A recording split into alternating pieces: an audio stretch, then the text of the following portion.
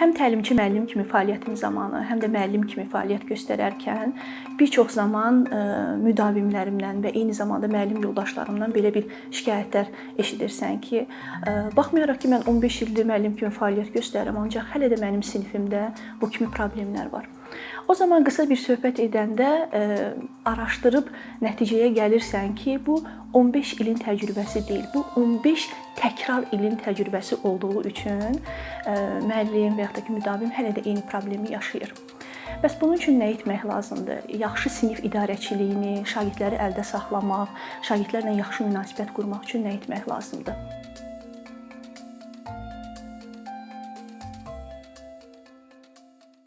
Burada əsas məsələlərdən biri budur ki, müəllim ümumiyyətlə sinifində müşahidəçi olmalıdır və baş verən hadisələrin fərqində olmalıdır ki, nə baş verir? Problem nədir? Bu problemin üzərindən keçəndə əlbəttə ki, bunu təkrar illərlə yaşayırıq. Ancaq biz bunun fərqinə varanda və biz bunların qeydlərini götürəndə, bu haqda araşdırmalar edəndə və araşdırmanın nəticəsində əldə etdiyimiz texniklər olsun, strategiyalar olsun, bunlardan istifadə etməyə başlayanda artıq problemlər yavaş-yavaş öz yerini tapır.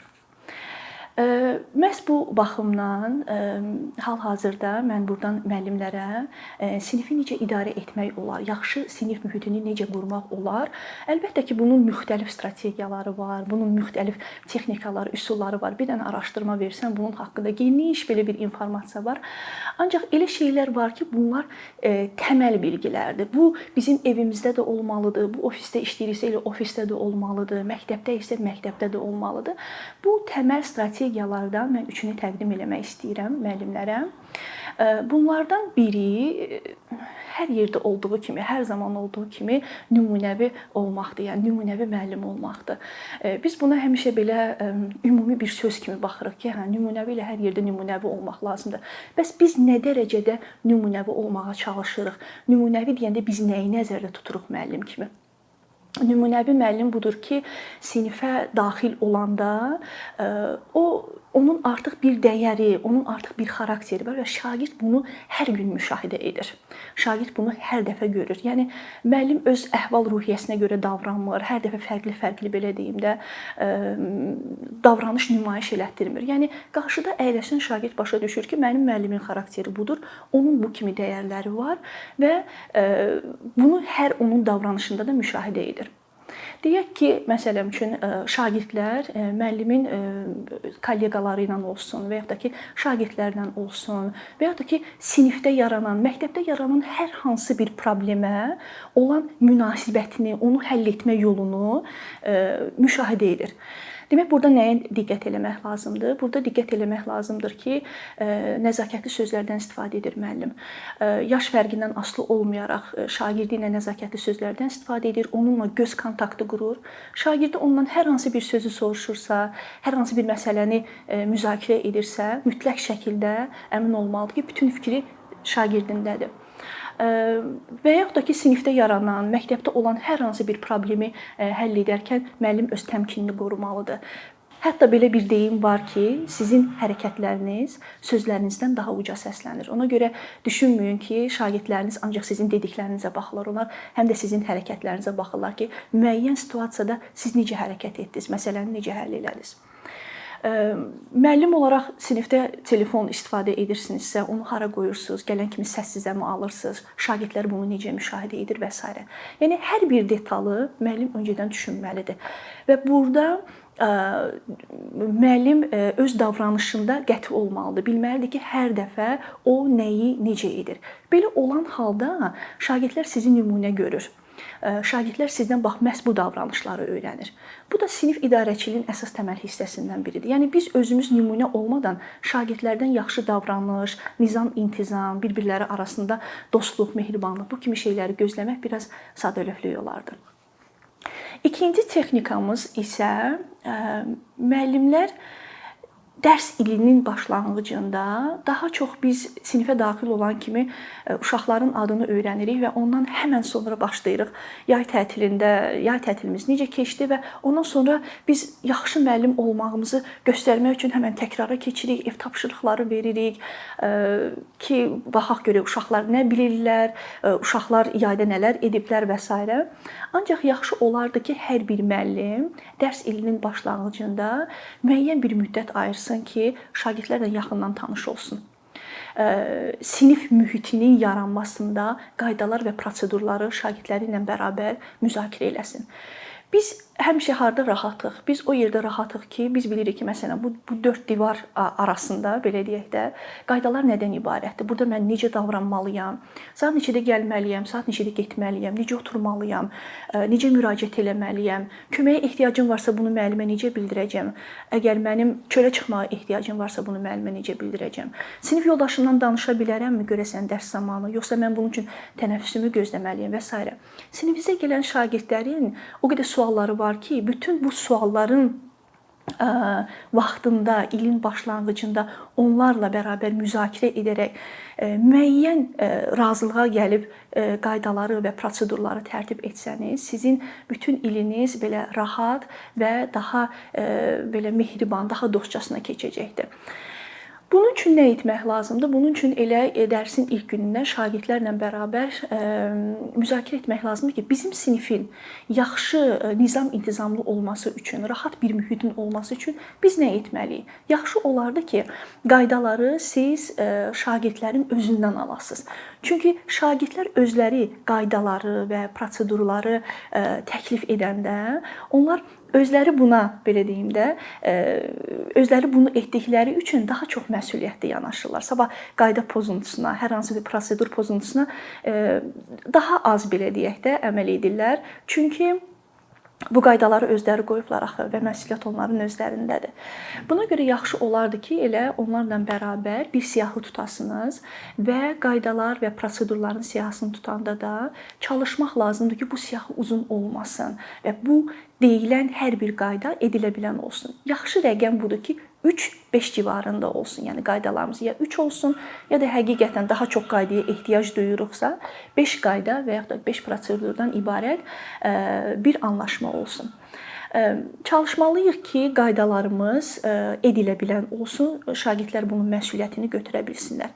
Razılaşandan sonra həmin qaydaların bir nüsxəsini bütün şagirdlərə paylamaq tövsiyə olunur ki, şagirdlərin əlində bu dokument şəklində olsun və bir nümunəsini də sinifdə, divarda görünən yerdə hər dəfə onu göstərmək və ya da şagirdlərin hər dəfə baxıb yadına düşəcəyi bir güşədə onu mütləq şəkildə asmaq lazımdır. Üçüncü əsas məsələdən biri də təqdir etmək, şagirdi təqdir etmək. Biz müəllim olaraq öyrəşmişik ki, şagirdlərdə hər şey qaydasında gedirsə, bu çox gözəldir. Sinifdə biz bunu bilirik. Amma nəsə yerində getməyən kimi biz dərhal bunu valideynə çatdırırıq, dərhal bunu yazılı şəkildə və ya da valideyn iclasında. Təqdir etmək, ümumiyyətlə bütün insanlar təqdir edilməyi sevir. Biz təqdir ediləndə daha məhsuldar oluruq, daha məsuliyyətli oluruq, daha həvəsli oluruq. Bu bizə ilham verir. Ona görə təqdir etmək yenə də sinif idarəçiliyinin, belə deyək ki, ürəyidir. Buna mütləq şəkildə fikir vermək lazımdır. Şagirdlərimizin təkcə burada akademik nailiyyətləri deyil, eyni zamanda onların davranışları, istər məktəbdə olan münasibəti, müəllimlə olan münasibəti, şagirdlə olan münasibəti, dərsə olan münasibəti və s. İstənilən bir şeydə müəllim əgər müşahidə edir ki, burada təqdirə layiq bir nüans var, onu mütləq şəkildə şagirdə çatdırmalıdır. Təqdir necə olmalıdır? Təqdir fikir vermək lazımdır ki, səmimi olsun, real hadisəyə köklənsin, həqiqətən də olsun. Biz çox zaman eşidirik ki, şagird gəlir evdə də deyir ki, Məsələn üçün mən heç dərsi yaxşı demədim, dərsi heç yaxşı səsləndirmədim, amma müəllim dedi ki, elə gözəl şeiri dedim və ya da elə gözəl mətni səsləndirdim. Başa düşmürəm, müəllim mənə qulaq asıb yoxsa yox. Müəllim sanki şagirdi həvəsləndirmək istəyibdi, şagirdi motivasiya eləmək istəyibdi, amma sonuçta qarşımızda fərqi yoxdur. Yəni biz onları yaşca balaca bilirik, uşaq bilirik, körpə bilirik, ancaq onlar bu şeyləri çox gözəl qiymətləndirirlər. Onlar bilirlər ki, bu real təqdir idi, bu doğru təqdir idi. Ancaq bu halda təqdir həqiqətən də qəbul olunur. Bu baxımdan çalışmaq lazımdır ki, dediyim kimi, yenə də altından xətt çəkirəm ki, təqdir real olsun və səmimi olsun. Şagirdlər təqdir etməyi təkcə sinifdə hər yeri gələndə, yəni bunun vaxtı yoxdur ki, bunu gündə bir dəfə eləyim və ya da ki, deyəsən mən hər gün bu uşağı təqdir edirəm. Bizdə belə bir şey var ki, çox tərifləyərəm, ondan sonra uşaq birdən öz ayarını itirər və s. Yox, yeri gəldikcə, onu müşahidə etdikcə, bunun üçün belə uzun cümlələr və ya da ki, belə xüsusi çıxışlara ehtiyac yoxdur. Elə bir kəlmə ilə bildirmək olar ki, məsələn, sən bu günləri dərsi nə qədər gözəl səsləndirdin, bu günləri, məsələn, mən fikir verdim, yoldaşına hər hansı bir işdə kömək elədin. Çox təqdir edirəm sənin bu dostluğunu, sənin bu mehribanlığını və s. Bundan ən önəmlisi də, yəni uşağı təqdir etdikdən sonra bunu mütləq şəkildə biz valideynə bildirməyimiz də şərtdir. Bunun üçün telefon zəngi aça bilərik və yaxud da məktub yaza bilərik. Gündəliklə qısa bir qeyd də yazmaq olar övladının dərsi haqqında, davranışı haqqında və bu təqdiri valideynə mütləq şəkildə çatdırmalıdır. Bu zaman nə baş verir? Bu zaman əlbəttə ki, valideyn bu təqdir məktubunu alanda, təqdir mesajını alanda, o da öz övladını evdə təqdir edir, ona təşəkkürünü bildirir. Bundan ilhamlanan şagird sinifə necə gələcək? Əlbəttə, daha ilhamlı, daha motivasiyalı və məhz bu biz dediyimiz təhsildə nədir? Şagirddir, müəllimdir və valideyndir.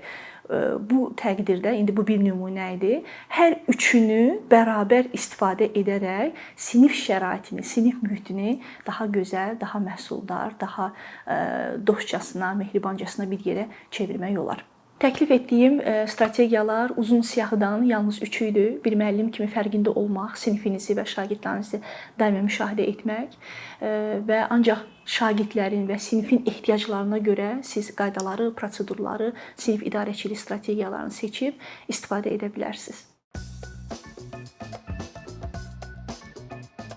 Bir neçə ildir ki, əkinçi olaraq Azərbaycanlı izləyicilərin hər zaman faydalana biləcəyi, keyfiyyətli və ən əsas ödənişsiz kontent hazırlamağa çalışırıq. İndiyədək təqdim etdiyimiz onlarla animasiya və yüzlərlə çəkilişlər tələbələrin, mütəxəssislərin, müəllimlərin və ümumiyyətlə yeni mövzulardan xəbərdar olmaq istəyən çox sayda insanın marağına səbəb olub.